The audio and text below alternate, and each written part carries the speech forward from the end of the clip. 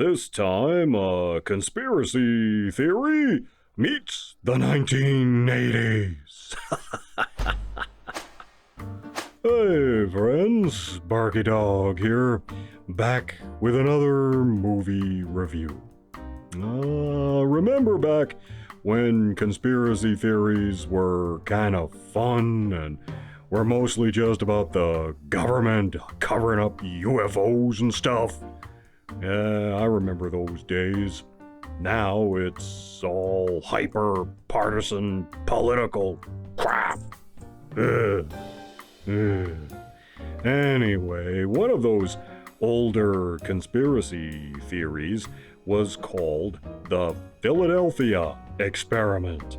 And this time we're looking at the movie based on it from 1984. The conspiracy theory goes like this.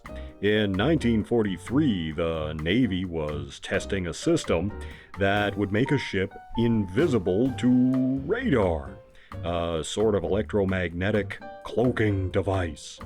They set up the gear on a destroyer escort named the USS Eldridge. The ship was outfitted with the gear in the Philadelphia Naval Shipyard. When they turned the thing on to test it, the ship was enveloped in a weird green fog and disappeared. Then it briefly reappeared in Norfolk, Virginia, before reappearing back in Philadelphia. The ship had suffered scorching and several crew members were burned.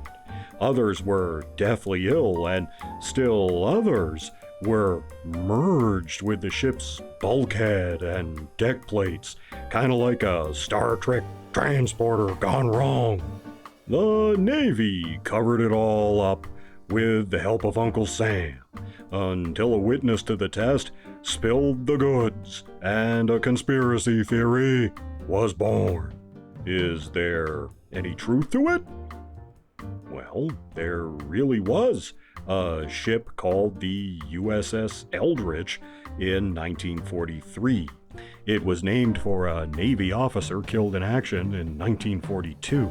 They posthumously awarded him the Navy Cross and named a ship after him, so you know he must have kicked a hell of a lot of ass.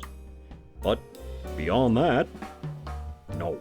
The ship was never, ever in Philadelphia and never took part in any anti-radar tests. The hoax was traced back to a guy named Carl Allen. He was a known schizophrenic and all-around nutter who loved playing pranks. He cooked the whole thing up and even admitted it. But by then, the conspiracy theory was already too big to kill.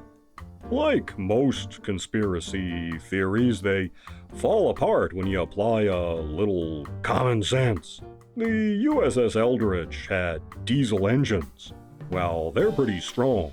There's no way they could generate the kind of power required to teleport a ship, especially given the relatively limited technology available in the vacuum tube era of 1943. I mean, even Spock had trouble with that. Still, the hoax persisted, and in 1984, they made a movie about it. Michael, one of my viewers, got this for me off my wish list. Thanks, Michael. The movie takes the basic conspiracy theory I just described and dials it up to 11 by adding in some time travel. Oh, 1980s. How I love you! The story follows Michael Perret, who plays a sailor on the Eldridge who operates the generator involved with the anti-radar device. He and his fellow crew member go aboard and activate the generator. The test itself is realized with this really awesome lighthouse strobe light effect around the ship. It's still cool as hell. But then, disaster strikes as the ship vanishes and winds up in some kind of space-time vortex. The environment causes such terrible effects on the crew. Paré and his friend leap overboard and wind up in 1984 with no idea where they are or what happened. Right off the bat, they start getting shot at and chased, so they have to escape. Along the way, they encounter Allison, who, somewhat reluctantly at first, helps them out. But Paré's fellow sailor is not well. He's being affected by the vortex energy and needs medical attention. Turns out a second test was being conducted in 1984, which linked across time to 1943. While the team could shut down the power to the 1984 test site, the vortex is being powered by the equipment on board the Eldridge. This vortex is growing in size and power, and if not stopped, will eventually threaten the entire planet. It's up to Paré to return to the Eldridge and somehow shut down the system. This is a great little sci-fi actioner. John Carpenter wrote and produced this one, and it's a good, tight story that doesn't dawdle. It moves along at a nice clip. Paré really inhabits the part of the sailor lost in time, and he really sells it. And Nancy Allen is also good as the quirky girl trying to help him out and finding herself falling in love. I also liked Paré's friend and fellow crewman who is suffering the side effects of this time vortex. The movie does commit what I consider to be a movie sin, though, namely, a movie set in the past with military personnel who have modern, contemporary haircuts. That hair isn't regulation length, sailor. And the scientist in charge is an American, but 40 years later he winds up with a British accent. Go figure.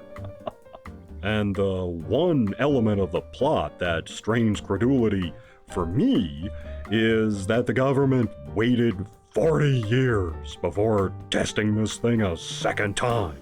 No way they'd wait that long. They'd try again the next day. You know they would. But beyond that, it's a pretty damn good picture. It's very well made, and I've always loved it. There was a sequel to the Philadelphia Experiment, a direct-to-video abomination from 1993 that tried a time shift a la Highlander 2. Ugh. Then they attempted a reboot in 2012 or so. Those two are junk. Just stick with the original and you'll be fine. I'm giving the Philadelphia Experiment 3 paws up. It's a great 80s actioner with a sci-fi twist, and perhaps a hidden gem amongst the wealth of riches of 80s classics we're more familiar with. But what about the hoax? What happened with that? Well, Allen, the hoaxster, died in 1994. Other proponents of the hoax, who wrote books and stuff, had their work more or less soundly debunked.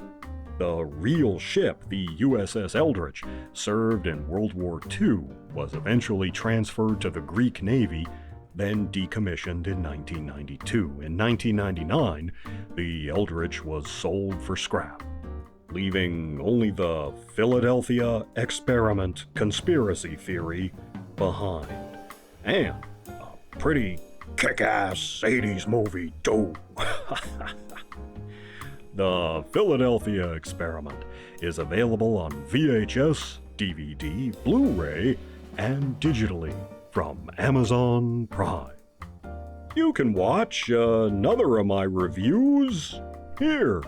And down there, you can watch more reviews of movies from the 1980s.